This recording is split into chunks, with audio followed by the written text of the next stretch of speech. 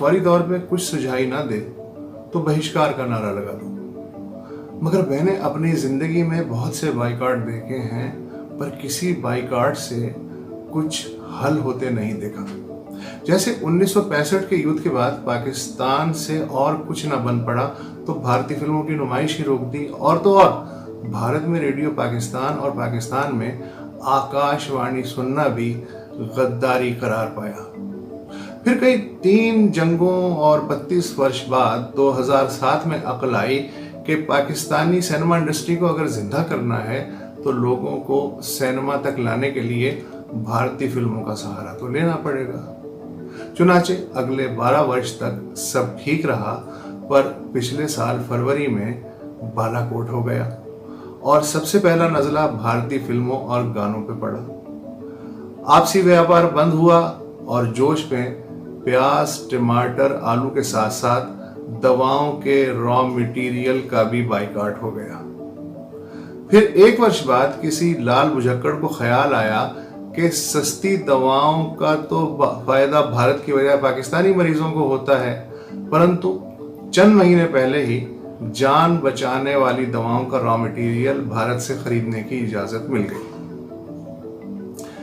रही बात बॉलीवुड फिल्मों की, तो बस इतना हुआ कि अब सिनेमा में नहीं लगती मगर सीडी पे या ऑनलाइन उपलब्ध हैं। इस तरह ये फिल्में देखने का एक फायदा ये भी है कि देशभक्ति को कोई खास चोट नहीं लगती।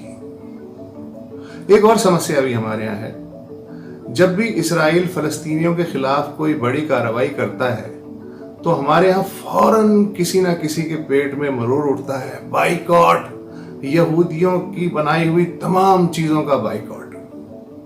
जब इन जज्बातियों से कहा जाए कि भैया इसराइल को पाकिस्तान ने तस्लीम नहीं किया, ना इसराइल कोई चीज पाकिस्तान से जा सकती है ना वहां से आ सकती है, तो फिर कौन से यहूदी उत्पादनों का बहिष्कार किया जाए।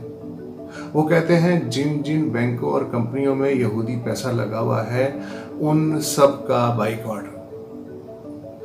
मगर ये बाइकॉट अगर वाकई, अव्वल तो मुझे शक है कि हो पाएगा, लेकिन फर्ज करें कि हो भी जाता है तो अंदाजा है कि कितना महंगा पड़ेगा। शायद आपको और हमें बाकी जिंदगी केले के पत्ते बांध के गुजारनी पड़े।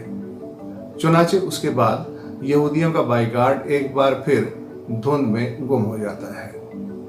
तो ऐ मेरे हिंदुस्तानी दोस्तों, आप बहुत शौक से चाइना की चीजों का बाइकॉट करो, लेकिन अपने हाथ पांव बहिष्कार के कुल्हाड़े से बचाते हुए।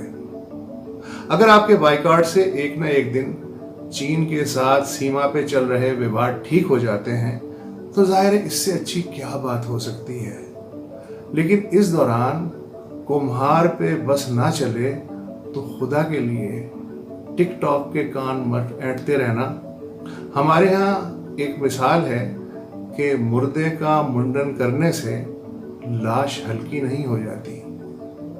मैं जाती तौर पे राष्ट्रवादी नहीं हूँ, देश प्रेमी हूँ। मेरा अपना ख्याल है, जो कि गलत भी हो सकता है, कि राष्ट्रवाद अंधा और जज्बाती होता है जो आपको कहीं भी हकाल के ले जा सकता है। राष्ट्रवाद का मतलब है कि मैं अच्छा हूं और तुम बुरे हो। जबकि देश प्रेम बहुत खूबसूरत होता है और अक्ल की आंखों से काम लेता है। तुम अपने देश से मोहब्बत करो, मैं अपने देश से मोहब्बत करता हूं। लेकिन चला लीजिए कुछ दिन और राष्ट्रवाद से काम, लेकिन आखिर में काम देश प्रेम ही आएगा। बिल्ली का रंग काला है कि सफेद, इससे क्या फर्क पड़ता है अगर वो चूहे पकड़ सकती है।